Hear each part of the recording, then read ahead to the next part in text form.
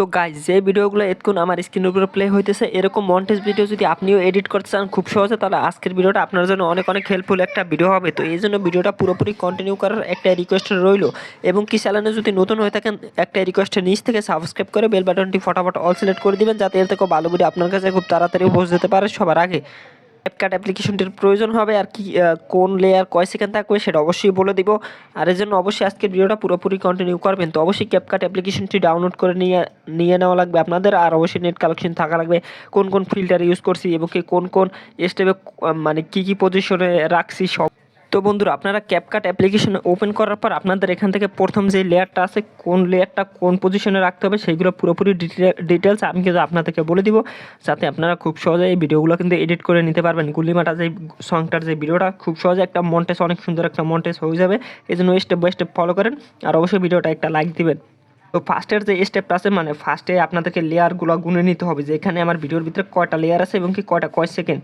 তো আপনারা কী করবেন, লাভের পজিশনে রেখে আপনারা কিন্তু স্লো মোশনগুলো করতে হবে, পরে এটা অ্যাডজাস্ট করতে হবে। তো প্রথম যেটা আছে, প্রথম ক্লিপটা আপনাদেরকে 2.27 রাখতে হবে, দ্বিতীয় ক্লিপটাও 2.27, 3 নাম্বার ক্লিপটা 2.5, 4 নাম্বারেরটা 2.7, 5 নাম্বারটা 3.6, 6 নাম্বারেরটা 3.1, 7 নাম্বারেরটা 3.0, 8 নাম্বারেরটা 6.0 এবং কি 9 নাম্বার যে লেয়ারটা থাকে সেটা হচ্ছে 1.5 এবং কি লাস্টেরটা। তো আপনারা লাস্টেরটা একটা হেডশট মেরে এই পজিশনে এটা কীভাবে করবেন সেটাও দেখাই দেই।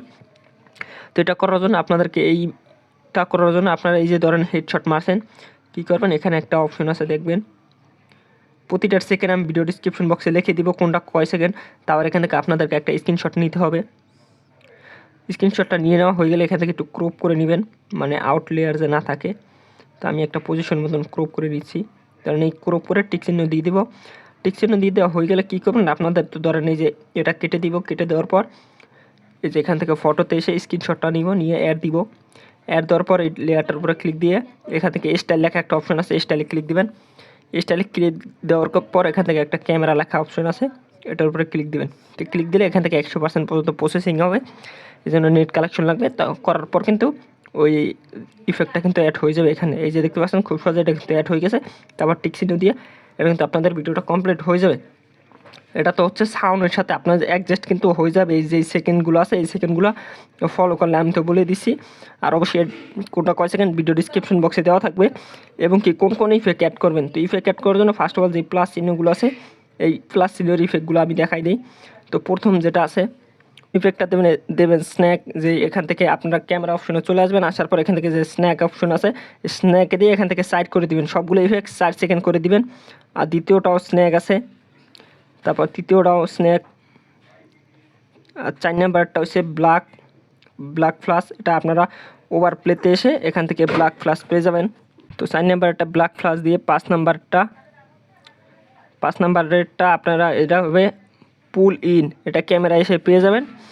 তারপর 6 নাম্বারেরটায় পুল আউট, 7 নাম্বারটা পুল ইন, আবার 8 নাম্বারটা পুল আউট হবে। এবং 9 নাম্বারে কোনো ইফেক্ট নাই, তো 9 নাম্বারটা সরাসরি আপনারা যে ইফেক্টটা অ্যাড করছে ওটা করলে হবে। তো এখন অ্যানিমেশন অ্যাড করা লাগবে।